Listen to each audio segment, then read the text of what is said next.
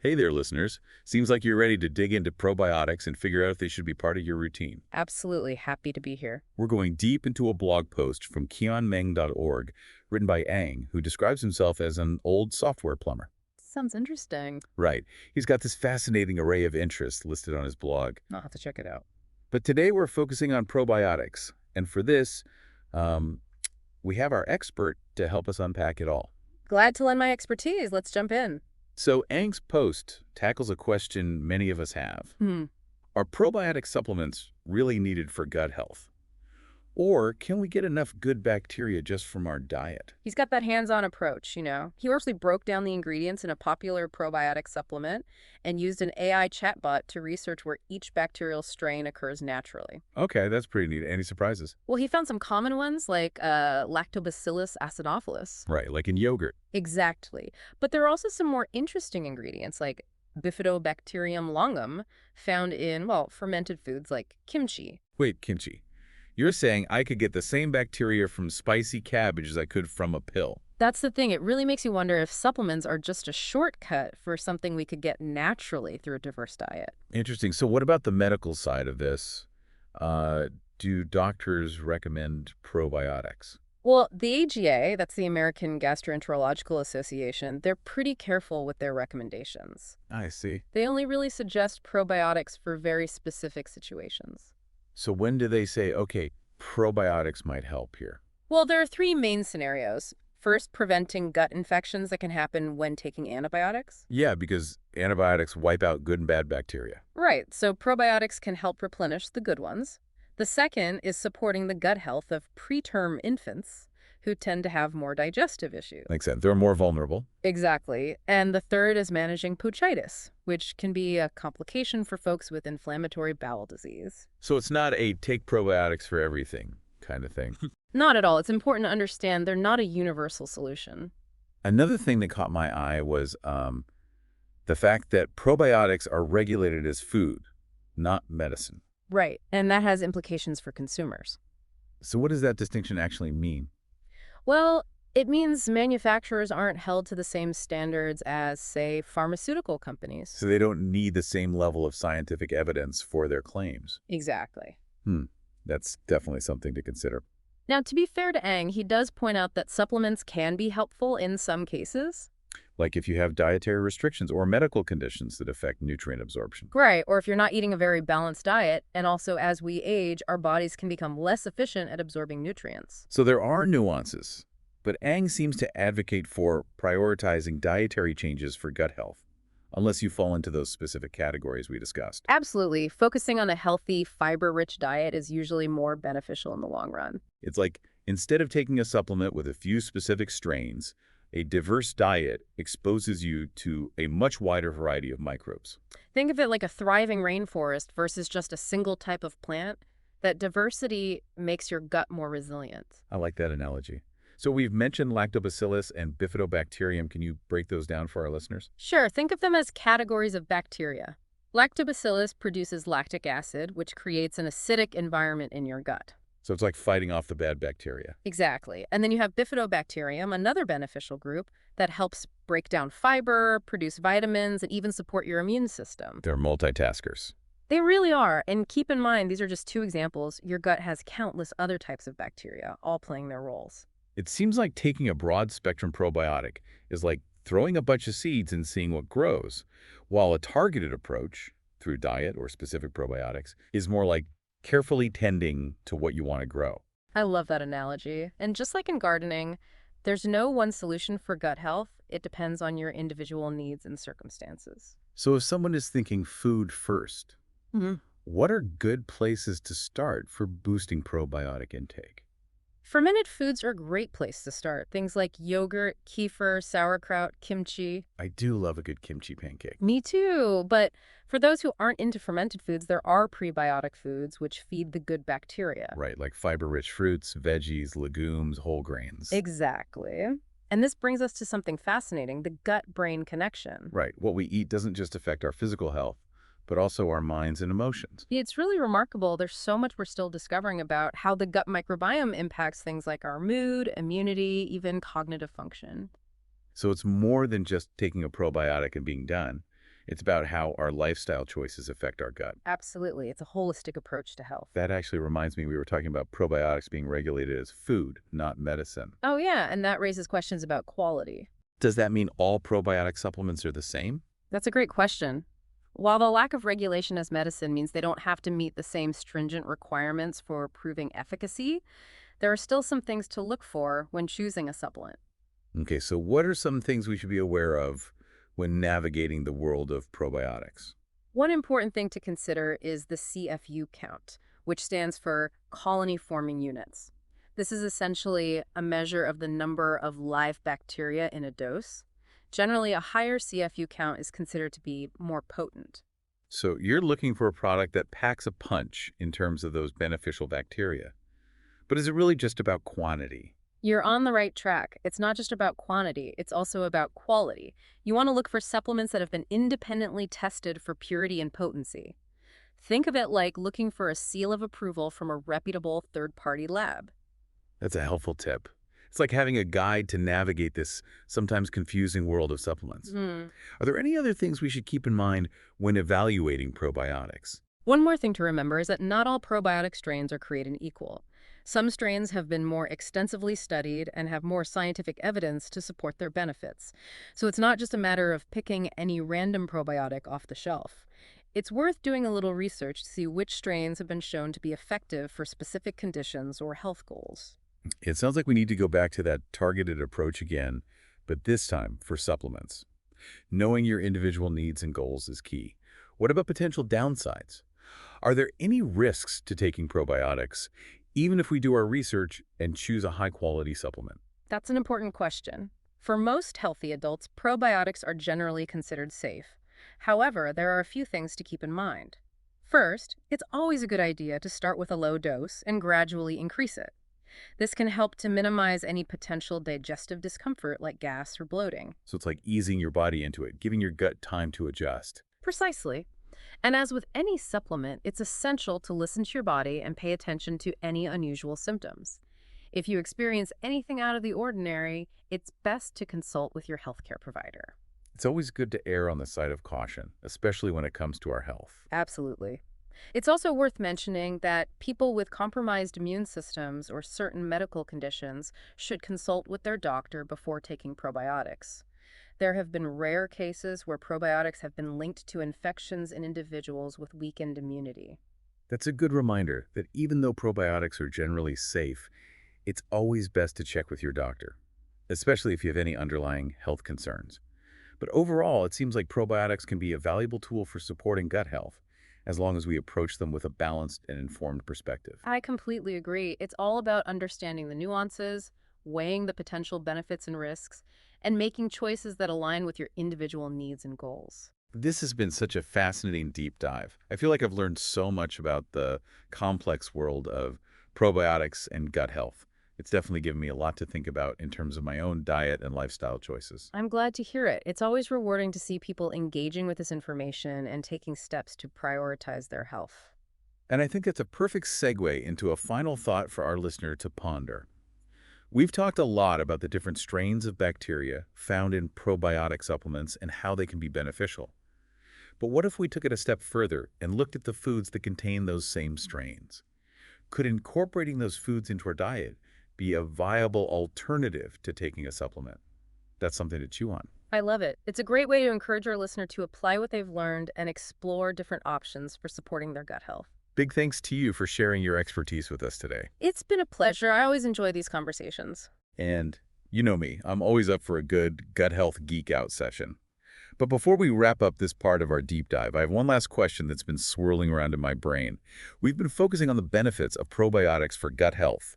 But is there a bigger picture here? Oh, absolutely. The gut is often referred to as our second brain, and for good reason. It's home to a vast network of nerves that communicate with our central nervous system.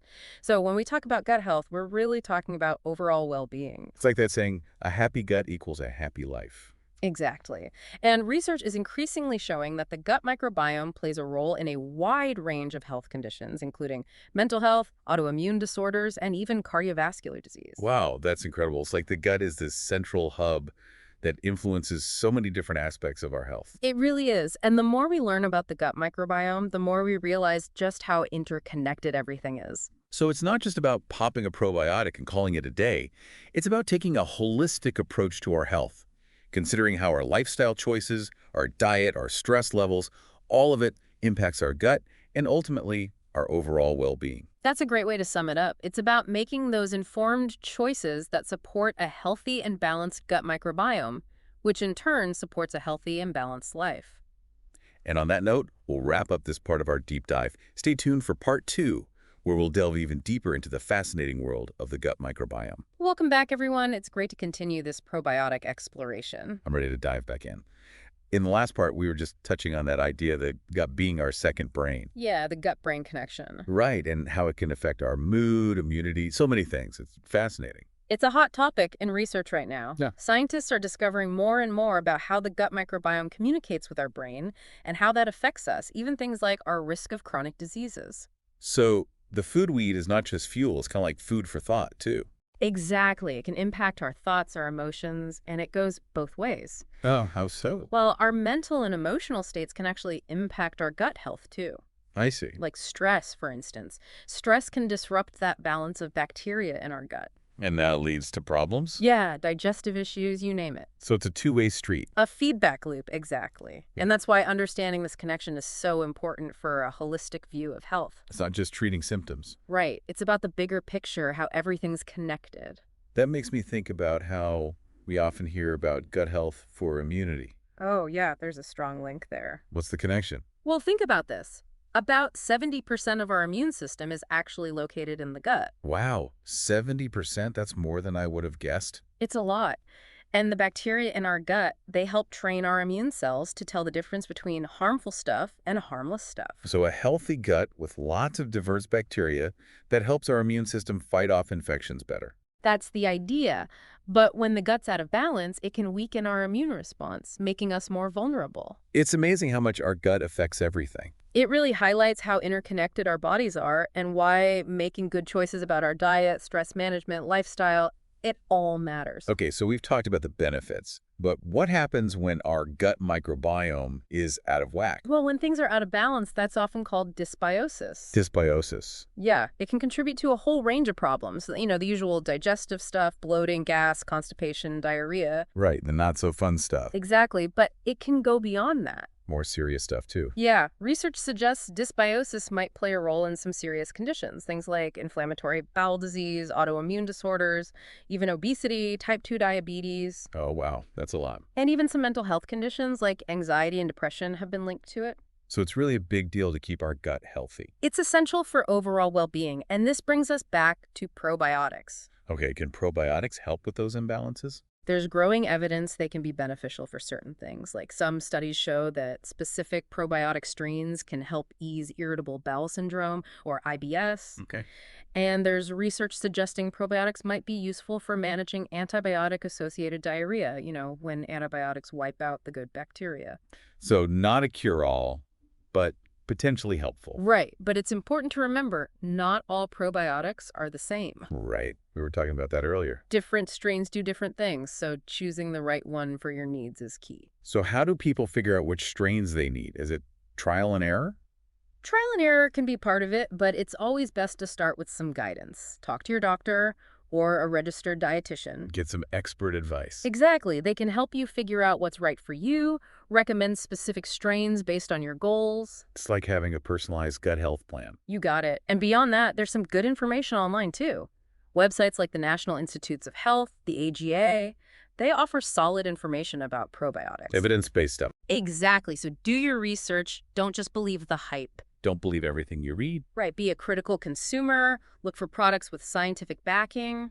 Because even if a probiotic works for some people, It might not work for everyone. Our bodies are all different. that's a good point. So personalization is key. Absolutely. It's about taking charge of your health, making informed choices. So Eng's blog post, he concluded that changing your diet is generally better than just taking supplements. What do you think? I think it's a great place to start. As we've been discussing, food is the foundation for a healthy gut. It's what nourishes those good bacteria. Exactly. So while supplements can be helpful in some cases, they shouldn't replace a good diet. Okay, so someone's listening, they're ready to make some changes. What's your top tip for gut health through diet? Focus on variety. Try to include lots of different things in your diet. Fruits, vegetables, legumes, whole grains, fermented foods. Feed those good bacteria a diverse menu. Exactly. The more diverse your diet, the more diverse your gut microbiome. And a diverse gut is a healthy gut. Exactly. And beyond diet, any other lifestyle tips for gut health? Well, we talked about stress management, sleep, those are important, but don't forget exercise. Oh, right. Exercise helps too. Yeah, physical activity can have a positive impact on the diversity of your gut bacteria. So it's not just what we eat, it's how we live, it's all connected. You got it. It's about a holistic approach, supporting our well-being in all areas. And building a healthy gut takes time. It's a journey, not a Yeah. destination. Till quick fixes. Right. It's about gradual, sustainable changes, focusing on progress, not perfection. I like that. Progress, not perfection. In a world of so much information, it's easy to feel overwhelmed, but it's about what works for you, making changes you can stick with. So one small step someone could take today for better gut health. If I had to pick one, I'd say increase your fiber intake. Okay, back to fiber. We know it's important, but remind us why. Well, fiber is like food for the beneficial bacteria in our gut. It helps them grow and thrive. Fuel for the good guys. Exactly. And when they're thriving, they keep our gut happy and healthy. And fiber is in so many delicious foods. It is fruits, veggies, legumes, whole grains. The list goes on. So many options. Well, that's a good point to pause for now. We, we've talked about the gut-brain connection, probiotics, lifestyle changes. It's been a lot. It has, but there's even more to explore. There's always more to learn. Stay tuned for part 3, where we'll delve even deeper into the fascinating world of the gut microbiome. And we're back for the final part of our deep dive into the world of probiotics and gut health. We've covered a lot of ground so far. We have. It's been quite a journey. It has. But, in the last part, we were talking about how building a healthy gut is a journey, not a destination. And I think that's so important to remember. I agree. It's not about finding that quick fix. It's about those long-term changes we make. Exactly. Progress, not perfection. Right. And it made me think about what we were discussing earlier about how different probiotic strains have different effects. Oh, yeah. There's so much nuance there. There is. So how do people even begin to figure out which strains are right for them? Is it all trial and error? Well, trial and error might be part of it, but it's always good to have some guidance, like we talked about before. Talking to your doctor or a registered dietitian is a great first step. They can kind of steer you in the right direction. Exactly. They can help you figure out your specific needs, recommend strains based on your health goals, like do you want to focus on digestion or immunity? They can help you narrow it down. It's like a personalized guide for your gut. Exactly. And beyond that, there's a lot of good information available online too. Where would you recommend people look? Well, reputable sources like the National Institutes of Health, the AGA, they have a lot of evidence-based information on probiotics. So do your homework. Yeah, be a critical consumer, look for products that are backed by science, and, even if a probiotic strain has shown benefits in studies, It might not work for everyone. right, we're all different. This whole conversation really underscores how personal gut health is. It really is. It's about understanding your own body and making choices that work for you. So going back to Eng's blog post, the one we started with, he ultimately advocated for prioritizing diet over supplements. Would you agree with that? I think it's a good foundation. Food really is the basis of a healthy gut. It all comes back to what we eat. It does. A diverse, fiber-rich diet, that's what provides the nourishment those gut bacteria need. So supplements have their place? They can be helpful in some cases, but they shouldn't be seen as a replacement for a healthy diet. Okay, so someone is listening, they want to make some positive changes. What's your top tip for improving gut health through diet? If I had to pick just one, I'd say focus on variety. Try to include a wide range of foods in your diet like fruits, vegetables, legumes, whole grains, fermented foods, mix it up. Create that diverse gut microbiome. Exactly. It's like a buffet for your gut bacteria. I love that. And beyond diet, are there other lifestyle habits you'd recommend? Well, we touched on stress management and sleep. Those are crucial, but I'd also add in regular exercise. Oh, right. Exercise helps too. It does. Physical activity has been shown to benefit gut bacteria diversity.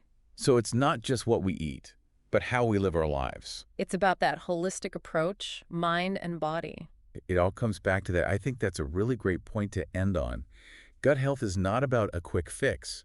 It's about making conscious choices that support our overall well-being I couldn't agree more. It's about understanding the interconnectedness of it all. and recognizing that our gut plays a huge role in our overall health. Absolutely. Well, on that note, I think we've reached the end of our deep dive. But the exploration doesn't have to end here. I encourage everyone listening to keep learning about their gut health. Experiment with different things, see what works for you. It's a journey, and we're all in this together. Thanks for joining us on the deep dive.